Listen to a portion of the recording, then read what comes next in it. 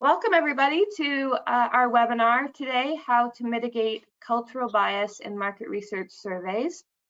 I'd like to welcome our presenters, Binayak Chowdhury, Managing Partner at Promesis, and Yusuf Ahmad, Head of Methodology and Insights at Promesis, as our presenters today. And most of all, I'd like to welcome all of our attendees. Hi everyone. So today's webinar will be a presentation by Binayak and Yusuf for the first 45 minutes, followed by a 15-minute Q&A period. Your mics are muted, so if you have any concerns during the event, feel free to enter your concerns in the chat, and one of our event team will respond.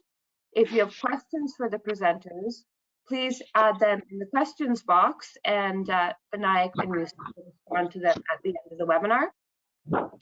This event is being recorded, and a replay of the event and the slide deck will be available for all attendees after the webinar. So without any further ado, I'll hand over to Binayak. Thank you so much, Elaine. Thank you. Really glad to be here and really excited to talk about this important point. You know, as market research professionals, I'm sure we all at some point have looked at a study across multiple cultures and have felt that, you know, there may be an aspect of cultural bias that we are not able to explain. So our goal today is to dig deeper into that, and hopefully by the end of the webinar, we all will have a bit more clarity around how to think of, you know, impact of cultural bias on research, and more importantly, what practical steps we can take to minimize it. So in terms of the agenda for the webinar, we will today talk about, we've divided the webinar into 5 sections. We will first talk about the business impact of cultural differences. Why is it so crucial to understand cultural differences? Then we will talk about the different issues in cross-cultural survey research that we may encounter, and we have divided them into 2 buckets, issues that happens because of differences in the substantive content of the culture, and the second is the differences that happens, or the issues that happen because of differences in response styles of culture. After that, in session 3, we will take each one of them and try and understand how to go about detecting and adjusting for it. So section 3 will be to understand detecting and adjusting for substantive cultural differences, and then section 4 will be detecting and adjusting for response style differences, and then we'll wrap it up by looking at some conceptual framework for cultural differences. So that's the agenda for today's webinar. Let's start first with the basic question on why is it so important to understand or factor in cultural differences, and we'll look at some examples. The first example is that of McDonald's in China and India. McDonald's entered the Chinese market once the Chinese market opened up, but it did far worse than expected. It had far fewer stores than KFC, which also entered at the same time, almost in a gap of 2-3 years. But McDonald's had far lower revenue per store than KFC. The challenge was that in China, McDonald's did not have, for Chinese consumers, McDonald's did not have a cultural reference point, whereas KFC, which serves fried chicken, had a reference point. So that is the reason why McDonald's didn't do so well early on. Over time, McDonald's had to heavily localize their menu for the local culture. For example, in India, in McDonald's, there's a menu item called McDonald's Aloo Tikki, Aloo Tikki burger, which is highly localized to the Indian culture. The second example of impact of culture on business is that of Walmart, and it's a very well-spoken, well-researched topic. A lot of people might have heard about it. Walmart had to exit the German market in 2006. Part of the challenge was that German market was a far more mature market. There were a lot of other retail stores, discount retail stores in the local market. But beyond that, there were also cultural differences which played a very important role. For example, there was in Germany there was a very strong preference for local brand. There was very strong there was a very strong perception about environmental sensitivity. Walmart used to use single-use plastic, which was again in the cultural context of Germany did not play very well. There were other softer sides as well. For example, Walmart sales or store personnel and sales team were trained to meet and greet and customers with a smile. That was very counter to the German culture. It was viewed very suspiciously in the German culture. So eventually, Walmart had to exit the German market. Now, these are two examples of where businesses were impacted because of significant differences in the culture. Let's also look at some examples of differences in communication due to culture. So first, let's look at an example of Pepsi. Pepsi launched an ad campaign which was called "Pepsi Brings You Back to Life." And when this ad was launched in China, it was launched as "Pepsi brings your ancestors back from the grave." So the original intent was Pepsi brings you back to life. It was launched at Pepsi brings your ancestors back from the grave. Not the same thing. And it was less of a translation issue, but more of an issue because in the Chinese culture, there is no reference point for bringing back to life. There's just culturally, there's no reference point. So obviously this campaign could not work. But that's one example of communication. There are other examples of communication which are non-linguistic. For example, if you think about the color red, the color red means sacred or auspicious or traditional in the Chinese culture. But if you think about the same color, it actually means speed or sports or energy in Italian culture. So it's not just written differences. There are differences in non-linguistic cues too. And these are just some examples.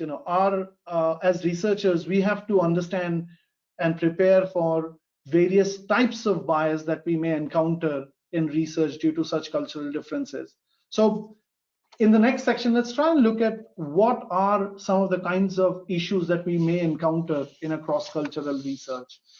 Now, in a cross-cultural research, the reason why we may get bias is because the context of each culture is very different.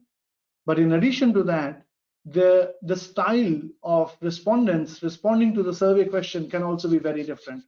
And now let's look at each one of them one by one. So let's first focus on differences that may happen because of substantive differences in the content of the culture. We as researchers, we have to think about, whenever we are thinking of research projects, we have to think about, are we measuring what we wanted to actually factor in for the substantive differences in the content of the culture. As an example, if you think about Acker's brand perception framework, 5 dimensions, one of them is sophisticated. Now the attributes that are used to measure that dimension are sophisticated. We have to ask this question, that the attributes that measure sophisticated, is it equally measuring the same dimension in all cultures? The answer is it probably is not, and we need to be cognizant of that. The second question that we have to think about is, have we included all the relevant items for measuring a construct? For example, if you think about general risk propensity framework, the attributes that are used to measure risk propensity framework varies by different cultures. And we'll specifically look at this framework as an example to demonstrate how it varies by different cultures. But as researchers, we have to think about it whenever we are planning on multicultural research. The attributes that we're planning to ask, is it actually measuring all the relevant items or not? Then the third question that we have to think about is, are respondents using the same frame of reference? As an example, if you're thinking of health consciousness, right? If you're planning a multicultural study where we are asking respondents perception towards self-consciousness, this actually might mean very different things to different people. What is moderately healthy has very different meaning in different cultures. So as researchers, we have to think about the scale that we are asking. Because of the substantive differences in the content of the culture, would respondent use the same frame of reference or not? And then the fourth point is, we have to be conscious to understand, are there systematic differences in how a question is understood or interpreted by different cultures? Now, these are some examples of the type of questions we need to think of when we are thinking of a multicultural study, and they may be biased due to substantive differences in the content of the culture. The second type of bias that might appear is because of differences in response time. The first point that we have to think about is there a systematic tendency to over-report or under-report in any culture group? As an example, in some culture groups, there may be a tendency to under-report positive questions. If you're asking self-evaluation questions and you're asking, the leadership skills, your ambition, you're hardworking or not, because of the notion of politeness in the culture, in certain cultures, respondents may not give higher end scale responses. They may actually give, may underreport it. But in other cultures, you might see actually higher scores. And that's something we have to think about. The second point that we have to think about is, are there systematic differences in variability of responses? There may be certain cultures where people don't shy away from giving extreme end of responses. There's a lot of research done. American respondents, Indian respondents don't shy away from giving extreme end of responses, extremely dissatisfied, very, they don't shy away from it. But for example, in some of the Eastern cultures, that may not be the case because of the collective notion of the culture. People may avoid giving, very extreme responses. And again, this example is a broad generalization, but the reason why we are highlighting this is these are questions that we have to think about when we are thinking about a multicultural study. The third example, or the third question that we have to think about is, are there systematic differences in response rates to particular question? Some cultures may demonstrate the reluctance to answer specific questions. For example, respondents from some specific cultures may not be open to answering questions around income or education. And we need to factor that in, and we have to plan and think about workaround when we are thinking about such questions in our research. Now, these are some examples of the questions that we have to think about. Now, let's look at, first, let's focus on understanding the substantive differences that we might see in the content of each culture that we have to factor in. Why is there a substantive difference in the content of each culture? Number one, it could be because there are differences in perceived needs. There are differences in purchase motivations. There are, for example, if you think about smartphone, if you're planning on launching a study, in some markets, there may be a lot of emphasis on functionality of the smartphone. So the type of attributes you would measure would be, megapixel and zoom and camera and touchscreen. But in some other culture, there may be an aspirational angle to it. For example, in South Korea, you might see the sense of exclusivity or being leading edge, cutting edge, always owning the new stuff could be a very important driver. And we need to recognize that when you're thinking about designing multicultural studies. The second point, why there can be potentially differences in substantive content of the culture, is because of differences in collective and individualistic appeal of marketing message. In some cultures, a marketing message which makes the customer stand out may work very well. Think about Apple Watch. In some markets, the marketing message may be aimed at helping customers or clients recognize that they have the latest version of the watch. It shows a status, it stands them out from the crowd.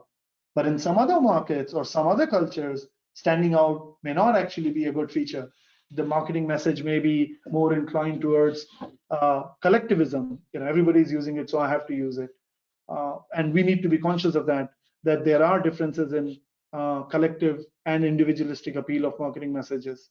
The third substantive content difference that we might see is differences in consumption behavior.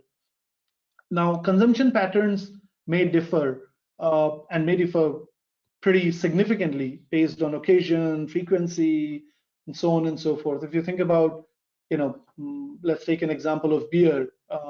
Beer here in the UK or in US, if you take a crate of beer to your friend's house, you'd probably just carry a crate and take it. But in some markets such as South Korea or China, the equivalent of beer, baiju, is actually a gift piece. People will gift wrap it and present it in special occasions. So that's one example. The second example could be if you think about shovels, how people in Canada use shovels would be very different from how shovel is being used in a tropical country. And we have to recognize and understand that the consumption behavior could be different based on the cultures where we are planning to do our research. We need to be conscious of that. And we'll talk about how to actually factor that in subsequent slides. The fourth reason why there are substantive differences in cultural content is time impatience. In some cultures, there is emphasis or there is a tendency of instant gratification. You go to a supermarket, you like a refrigerator, you buy it. In certain other cultures, you actually research on it for 6 months and then wait for the discount season to kick in, and then you buy it. Again, these are our idea of explaining these differences is not to generalize, but to explain that we need to be conscious that there will be differences in time impatience across different cultures that we need to be mindful of when we are thinking of research studies. The fifth example is the differences in investment behavior and investor relations. There are well-documented differences in risk propensity between cultures. But beyond that, there will be differences in what some cultures perceive as risky versus other cultures, or what some cultures perceive as, nowadays everybody's talking about ESG and sustainable investing. What some cultures perceive as sustainable may be very different than other culture. We need to be mindful of it. We need to be conscious of it when we are thinking about a multicultural study. So these are some reasons for substantive differences in the content of the culture. Now, the other example that I was describing about was the differences in responses, which can be different. Differences in survey responses could be due to either substantive differences in cultural communication style.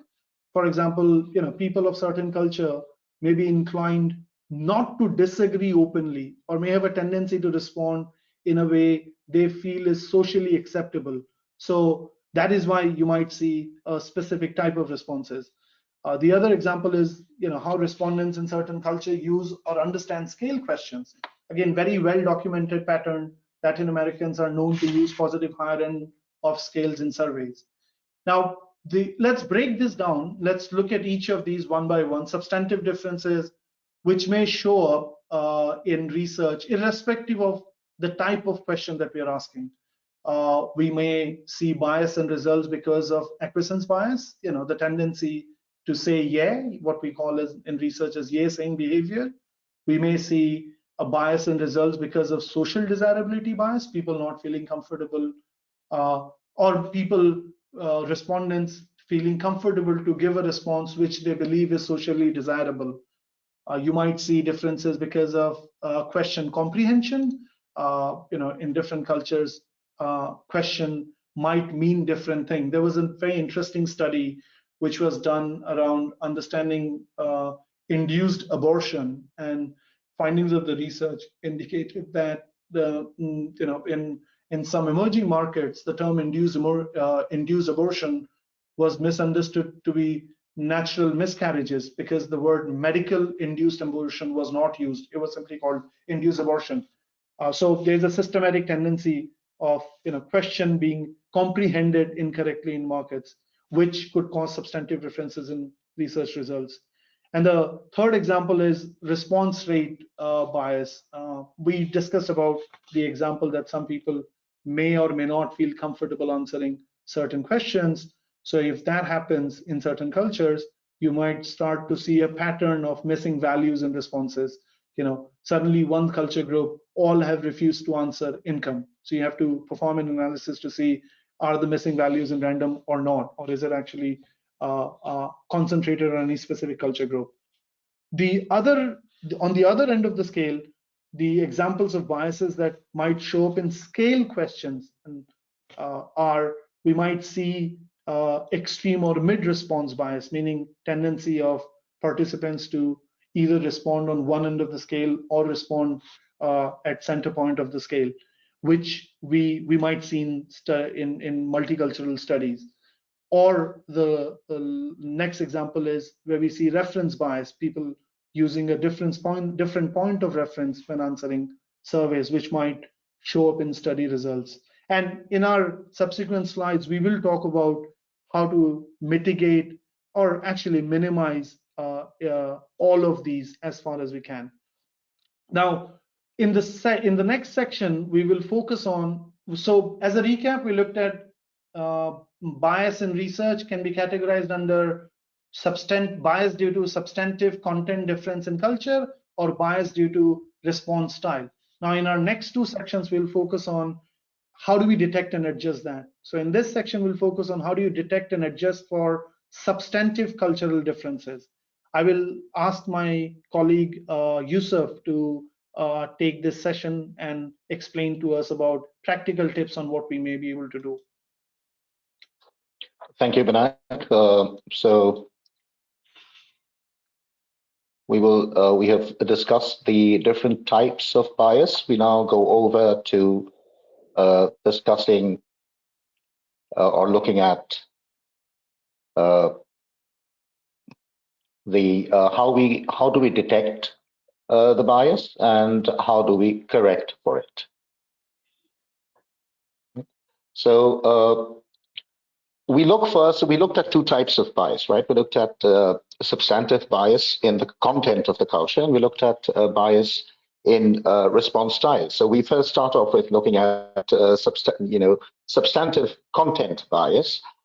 We look at two main concepts here. We look at construct congruence, which we will not delve into very deeply, and we look at anchoring vignettes, which is method for dealing with bias arising out of different response points. But before we actually talk about detecting bias once the data is collected, we have to prepare for differences in content across cultures, and we saw that in the Pepsi example, for example. So what we do have prior work, prior literature, existing literature. We have syndicated reports where some of these cultural differences are looked at and updated for across many different countries on a regular basis. So, for example, we have data, from Aaron Mayer, one of the leading experts in this, telling us that Australians' trust is more task-based, while in India, trust is more relationship-based. So in Australia, trust would be more performance-based, whereas in India, it would be more relationship-based. We also have, data where a lot of studies telling us that US respondents are more likely to use extreme values as compared to East Asian respondents because that's a more individualistic culture as compared to East Asian countries. We have mentioned two of these links here, which is the Hipstead dimension data and the culture mapping tool, and you can look at what is the status of updated research. What does it tell us about the cultural differences across different countries? Now, supposing we do not have the data for the cultures that we are looking at, right? So we can actually build in questionnaire items that tends to measure these constructs, these dimensions. For example, individualism versus collectivism. The ones mentioned here are all from Hofstede's framework, which we will discuss later. Uncertainty avoidance, which is the same thing as risk propensity. Indulgence versus restraint. So what is the potential for spontaneous consumption as opposed to planned consumption? Short-term orientation versus long-term orientation. So what is the propensity to spend out of, as an example, what is the propensity to spend out of current income as opposed to saving out of current income? So there are market research scales available around these constructs, around these dimensions, and we will include them in the bibliography, and we can look that up. So one thing is to include these in the questionnaire and to test for these differences. Once we test for the differences, we can, of course, correlate what the results are with our data. For example, if you find that the data for South Korea, say, for a study, we did a scented candle study, and we found very little variability there, as opposed to some European countries. And we know from we know from background research that South Korea is a more collectivist culture, whereas the other countries were more individualistic. So in collectivist cultures, responses tend to gather around together. They don't get extreme values. So this is how some of the correlations can be done, but they can also point towards potential bias in scale use later. For example, just as I mentioned, if you find that there are a few individualistic or a few collectivist countries, say it's a multi-country study, then we do expect that we will have differences in we'll have extreme response scale differences in the use of extreme response scales and mid responses in our data, so we can correct for that, or do a little more to detect that quantitatively. So one of the things that Vinay talked about is how when we use broad dimensions and they are measured. For example, we talked about risk propensity, general risk propensity. We talked about Archer's brand personality. Another scale is consumer ethnocentrism. That is, you tend to prefer goods made in your own country.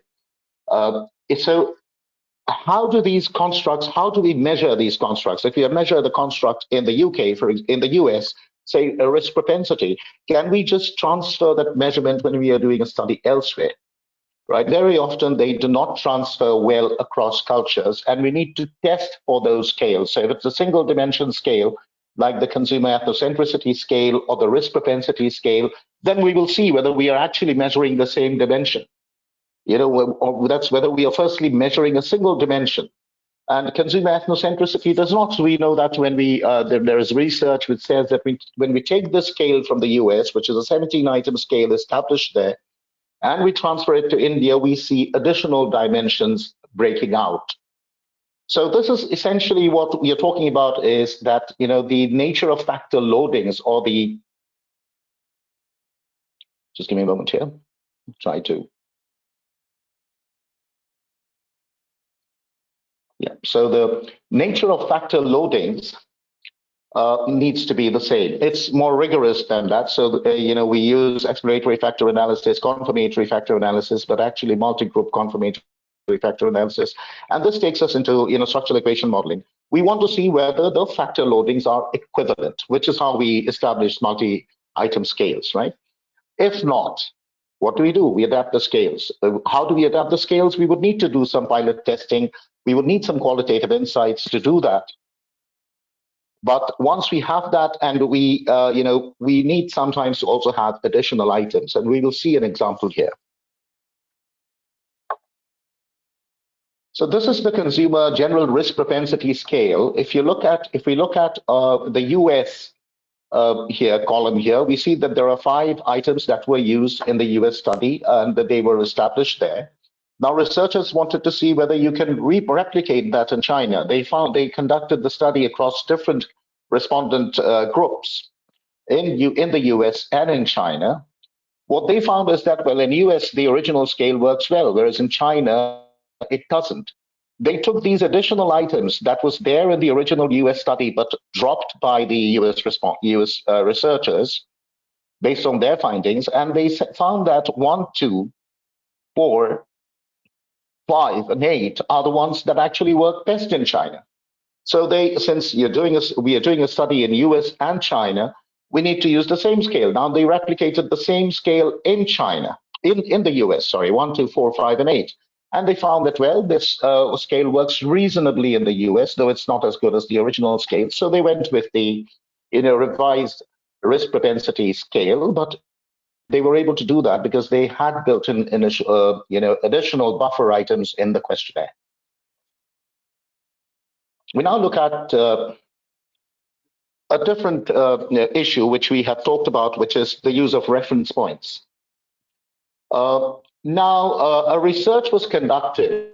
This was in 2002 by Amartya Sen, which a Nobel laureate in economics. So he has done a lot of work in social health.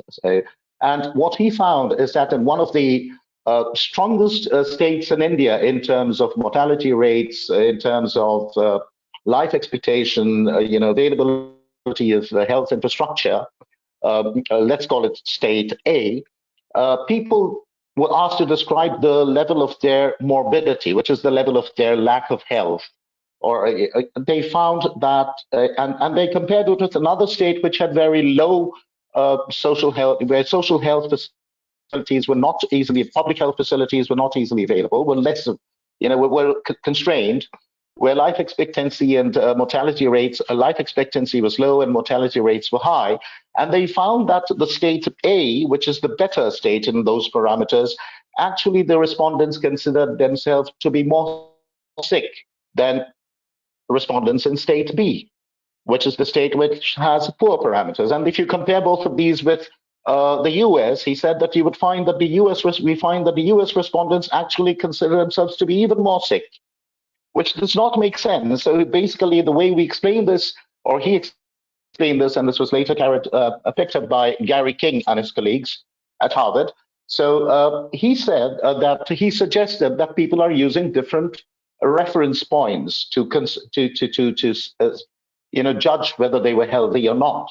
The reference points for health in the US was higher. So you need to be more healthy in the US to say that your level of morbidity is low. Whereas you need to be less healthy in Kerala or another Indian state to say that you are healthy. So the level of health. So this is where anchoring vignettes has been suggested later. So what we do is we have on the left-hand side a self-reported attitudinal measure. So we have asked overall how much of a problem did you have with moving around in your normal daily activities, and we give a reference time period. And then we present a hypothetical individual facing a real-world hypothetical situation. And this is Maria, a 72-year-old retiree. She can walk distances up to so much.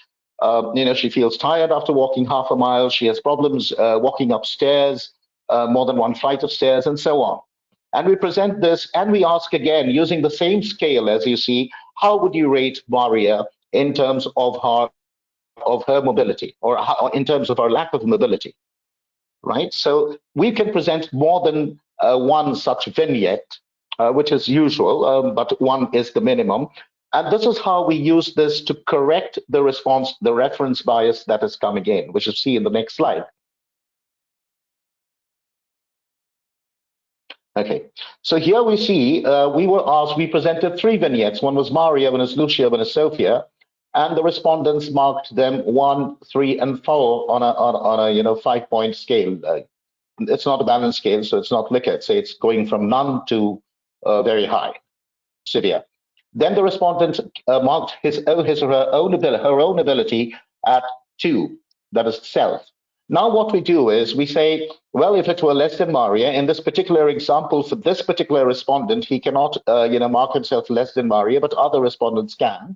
So if someone rates himself less than Maria, we'll rank him as a 1.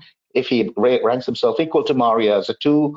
Between Maria and Lucia, that is, if he ranks himself 2, we will give him a 3 score, and so on and so forth. So we have now a 7-point ordinal scale. This is a purely ordinal ranking. And we have a score of 3. And what we have done is we have removed the reference bias, because now we are talking no longer in terms of a hypothetical scale where we don't know what the numbers, what the anchors mean. We are talking in terms of specific levels, specific thresholds of mobility. So this is what we can use but this requires that these three vignettes that we have be properly separated. And if you're doing a study in two cultures, they need to be similarly separated in each culture. If not, then we cannot use this methodology, which is a more rudimentary arithmetic methodology. And there are statistical techniques for dealing with that, like hierarchical ordered product. So one other thing that we need to mention here is that we are talking about Maria, a 72-year-old, maybe Lucia, 65-year-old, Sophia, 70-year-old. We need to ensure that these people have the same, are from the same, the hypothetical people are from the same cohort as the people we are studying. Because if you ask whether Maria has, now Maria has no mobility issues, but if you just make Maria a 24-year-old young college student, then Maria would be ranked very high. So by retirees. So this study is conducted with retirees, assume female retirees in a Latino population. So we have named them appropriately. We have made them look like they're from the same cohort. Let's move ahead. We will now look at adjusting for scale use differences. But before that, Elaine has a poll for all of us, so she will present the poll. Please let us know if you adjust for potential response style bias when you're comparing scores across groups of respondents. Give everybody a second.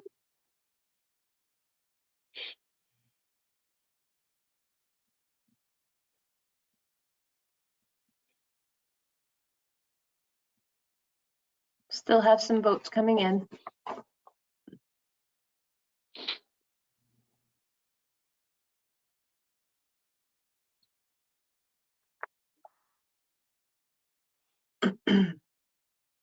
Great, we'll now close the poll.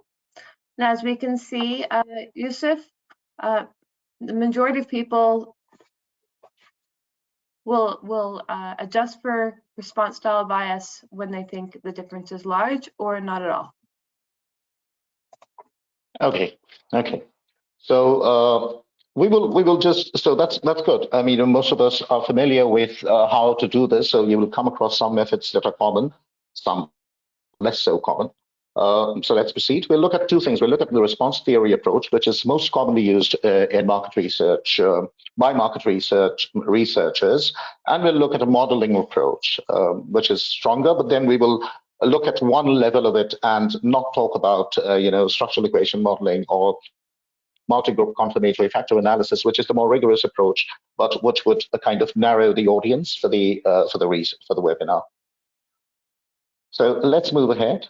Before we can detect bias, any of the biases, response style biases, we need to actually build the ability to detect them into the questionnaire. For example, for acquiescence bias, which is yay saying, nay saying behavior, we need to use a mix of positively and negatively worded items. And we saw that, if you remember, in the risk propensity scale, some of the items were negatively worded, so they would have to be reverse coded at the analysis phase. And that is because acquiescence bias is detected more easily if people say yes, or have a tendency to give higher scores, on the positive end of the scale, irrespective of the content of the items. And that is where we need to, sometimes people may object and say, well, people will get confused. But if they're getting confused, they are not good respondents. Confused as in if they are not being attentive, they are not good respondents. So the idea is to use that to be able to detect whether people are saying yes, irrespective of the content. So he says, yeah, I believe in eating healthy. And then he says, later on, he says, people who eat outside frequently, eat fast food outside frequently, do not necessarily have a bad health habit. So if he says yes to both of them or gives a score of 6 to both of them, we know there is a problem there, either inattentiveness or acquiescence. So inattentiveness, we usually remove through the standard deviation checks. So what we have left with is acquiescence bias. Social desirability bias, this is where we need to do some pre-research to understand, whether there is a specific type of social desirability bias on the items or the concepts that we are studying in the study. The other is to also use behavioral items in addition to attitudinal questions. Where we ask for frequency of consumption, for example, and we correlate that with the behavior, with the attitude, and see whether they match, or whether the attitude is coming purely out of social desirability to appear socially desirable or to give a socially desirable response. Question comprehension bias, we have talked about it earlier. For example, if the Pepsi example, if the stimulus was presented to a set of respondents, they would not understand it.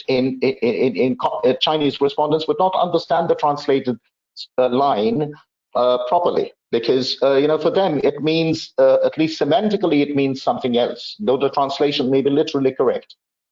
So this is where, again, we need to do pre-research. There are studies, and we will give you references which talk about such problems happening in a study of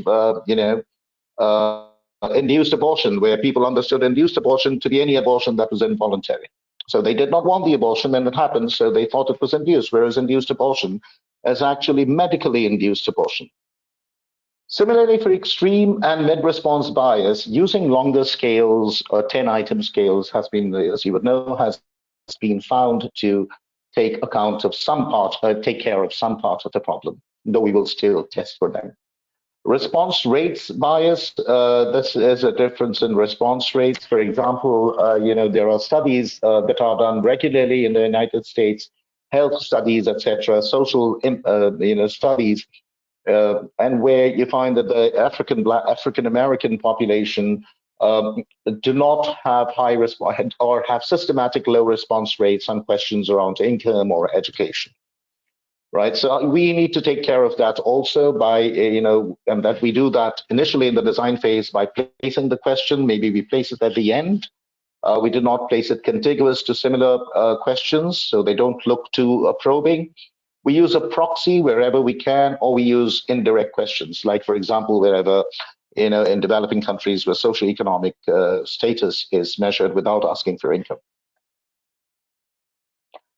Now we move to correcting for bias. I know this is sounding a little fast, but we just need to go over this at without delving too deep, because that will not only take up time, it might also make the intention, the content a little more complicated. But here is one method that has been generally used for detecting for bias. So for each respondent, over a range of items, large range of items, using the same scale. So I calculate the mean for each respondent. I can calculate his standard deviation across all the scale items. And here we have a study where we actually did it over 48 items. Now, what we have done, the first one is an example of where we were trying to detect extreme rate response bias, and we looked at two groups. The first row is those who had extreme response on less than 50% of those 48 items, and the other group was those who had extreme response on more than 48%, or more than 50%, that is more than 24 items. And if you look at the second row, you see the results of the hypothesis, the testing of column proportions, and we see that France, Italy, and Germany, they all have higher proportion of respondents giving an extreme response bias, and more than 50% of the of the items, of the variables, than South Korea. In fact, France and Germany also have a higher extreme response propensity than China. So this is how we would look at the incidence of extreme responses. The next is where we look at, how do we detect, say, an acquiescence bias. The usual way is a regression of these individual means and standard deviation across all demographic variables. So we cannot do, you may have questions on specification of that regression, and we can take that up later. But we do not do it on non-demographics. So here we do it on demographics, and this is 5 different countries. The 5th country is being used as a reference, and you see that the betas, the first column of numbers there, are all positive. You see that the 4th column, which gives us the significance, is always less than 0.05, which means that the mean scores are greater for respondent-wise mean scores are greater for the 4 countries than for the 5th. And the 5th country here was South Korea. And we see that that does not happen when we regress the standard deviation. So we'll say there is a quiescence bias, but there is no bias in variability, or there is no extreme response bias, which contradicts what we saw in box 2. But then we will refine box 2, because box 2, and we saw that the bias is coming actually not from ones. The difference is coming because of the higher scores. That is the higher extreme of the scale. So which means that this is not an extreme response bias, but a quiescence bias that exists. So this work can suggest, but it will not confirm scale use bias. Quickly going to how we do work with scale use bias. Most of you have adjusted for scale use bias. There are ways of adjusting. We have seen with some organizations use the column means and the row means and the gram mean and adjust, but that is not an adjustment for bias. That just pulls all the elements together towards the middle of the scales. So we all know how we standardize variables. We take the variable, we subtract the mean and divide by the standard deviation, right? We can do that at the individual level. And so we can subtract the mean, that takes care of a quiescence bias. We can divide by the standard deviation to take care of bias and variability, extreme response bias. And we can do both, which is subtract the mean and divide by the standard deviation across respondents. And that was the most popular form of adjustment for a long time. It's called ipsitization. The other thing we can do is, instead of subtracting the mean for each individual from the individual scores, we subtract the overall culture. Say we're doing China and South Korea, the overall culture's mean across all variables, scale variables, and all individuals, and we subtract it from each individual score. Then we divide it by the culture standard deviation. So that's the second way to do it. And we can do a double standardization within culture, within subject. This is still the most common way to do this, though the within culture standardization is preferred. It is even better to actually first calculate the average scores for all these items for that culture, and then do a standardization by subtracting the culture mean and dividing by the standard deviation. However, though this was a very popular method, problems with this have been pointed out, and Fisher, Ronald Fisher is one of the people who's is an academic who has worked extensively on this, published in the Journal of Cross-Cultural Psychology. And he has said that he has pointed out that there are problems with this, because the different people are no longer comparable if you do within subject standardization, because even though it may look like it's a mean of 0 and a standard deviation of 1, what is essentially happening is that everyone has a different mean, and you're subtracting his 0 is actually different in real terms. So the mouse's tail, the relative length of the mouse's tail may end up being longer than the relative length of the elephant's tail, but then would be longer. But then you cannot use that to say, well, the mouse has a longer tail than the elephant. Secondly, there is a problem when doing this, because as we all know, the sum of deviations around the mean is 0. This leads to problems in correlation analysis. But if you do it at the culture level, as I have suggested, you still have this elephant-mouse problem. But then that is what we are trying to get at. And we would say, well, the propensity to purchase for Chinese respondents is higher than that for South Korean respondents. The relative propensity to purchase for Chinese respondents relative to their general way of responding, that is, overall items, is higher for Chinese respondents than for Korean respondents. So we do a relative interpretation in terms of the results. So within culture standardization is still preferred. Modeling approaches are available. We won't go into them because we do not have too much time. But what we do here is we again take the same. This is one method suggested by Greenleaf in 1992. It's the JMR Journal of Marketing Research, which is one of the top practitioner journals, also the second in terms of academic journals for market research. Here, what he suggested, well, what you do is you have this problem and you take, the attitudinal item, then you also get a correlated behavioral item. You confirm the correlation. right? You take and then you run a regression. He suggested a particular type of regression. We don't need to go into the basics, which includes the attitude score, the mean over a range of attitude items, the standard deviation, the sample standard deviation, etc. And there is an interaction term. In that model, it's a statistical model, regression model. We can use the signs of coefficients of different terms to look at whether we have attitudinal bias, whether we have response bias, or actually this is an actual difference in attitudes. So we don't, factor away the actual difference along with the attitudinal bias. And then we use weights to estimate or correct the scores. It's a good method. It's rigorous. It's computationally intensive, and that is the problem. Elaine has another poll, and then we'll quickly go through 2 more slides.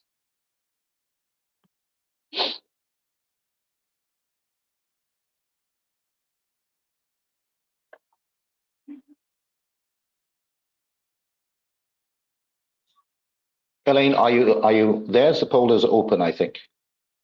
Yep, the poll is open. We've got some votes coming in. Please let us know if which of the following frameworks you are familiar with. Okay, I'm going to close it up. So let's move on. We'll have, we'll look at 3 major frameworks, and then we'll look at some emerging cultural categories, which we would, where we would just not look at cultural differences by geography. We'll move very fast. Helpsteed's framework is 1980 framework, most established, very well known. We have given a link earlier when we talked about, including this in the questionnaire. There is work that is being done that is published regularly and updated on the internet on differences along these dimensions. There are 6 dimensions of cultural difference according to Helpsteed. At the end, we have Erin Mayer's cultural map, and she looks at 8 dimensions. These are in communicating, for example, context versus high context. High context would have a lot of non-verbal messages, unarticulated subtext. In persuading, leading, it could be egalitarian, it could be hierarchical. Deciding could be consensual versus top-down. So she has 8 of these. Again, she publishes her work, it's based on her surveys on the net. And we have McCracken's framework, which is more of a semiotic that is related to meaning and symbolism, where he talks about a culturally constructed world from which meaning is transferred using the advertising system and the fashion system to the world of goods, and from goods to consumers. And there are cultural categories a part of culture, and they are flexible and keep changing, as we see in the next slide, where we talk about, we have consumption tribes. We talk about market segmentation using social media data. We have, cultural groups emerging out of gender identity and sexual orientation. So these are cultural categories, and so it's not just, confined to culture. So I have taken more or less a lot of my time, and so we'll move ahead quickly to questions and our question and answer. Thank you, Yusuf. This has been very helpful, very interesting discussion. I know we are running out of time, but we've been getting a lot of questions, and I wanted to just take the last few minutes to answer the commonly asked questions. So maybe let me just pick some of them, and we're very happy to get in touch with individuals whose questions we are not able to answer today. So the first question that we are getting from a lot of people is, do I need to look out for and adjust for any cultural differences in my study if it is restricted to a single country? The answer is yes, because when we say culture, as Yusuf was just mentioning it, culture does not only represent a geography. Culture is much beyond that. So yes, we have to look for differences, cultural differences, even if it's a single country study. Right, let's look at the next question, most commonly asked. Okay, so this is another question. Is this applicable for B2C or B2B studies? Actually, it is applicable for B2B studies too, because if you think about it, the examples that we were discussing about tendency to answer scale questions in a B2B study, let's say you're asking a question around vendor satisfaction and you're asking a scale question, it is likely that it might get impacted because of the inherent bias in the culture, which will show up in the scale question. So yes, we have to factor in cultural differences for B2B studies as well. And I'll take one more question. Let's see. Okay, Yusuf, I'll pass this on to you. So there's a set of questions around anchoring vignettes. We're getting questions around how many vignettes can we use? Any particular attitudinal questions? How many vignettes do we need to use? Are there any standard guidelines? Can you talk about that for a little bit? Right. I'll take the last one first. Standard guidelines, we already talked about some of them, and one of them is that the respondents' hypothetical people that we present should match the profile of the respondents we are asking the question to. So we will not ask, do you consider a 24-year-old person with a walking disability to have difficulty as compared to yourself? Because then an 80-year-old woman would probably think that that is extremely severe. So we will make sure that matches. That is the most important guideline. In terms of the number of vignettes, 1 is enough, but we would usually suggest 3. And we would like to restrict the number of vignettes to 3, but use the same 3 for a range of items measuring a single construct. For example, mobility, for example, health consciousness.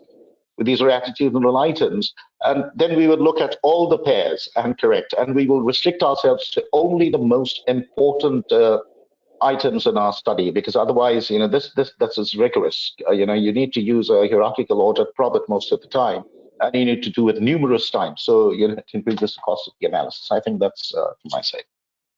Great. No, I think that's as many questions as we can take for now, because we're running out of time now. So thank you. Thank you. So, well, thank you everyone for attending the session today. Yusuf and Binayak, thanks for your great insights and information. We will be following up with all the attendees with a link to the recording to share with those who have missed it and the slides. And at the end of the presentation, there will be a very brief survey that we would love you to complete to give us your feedback. So thanks everyone, and have a great day or evening. Thank you. Thank you. Thank you very much. Have a great evening, everyone.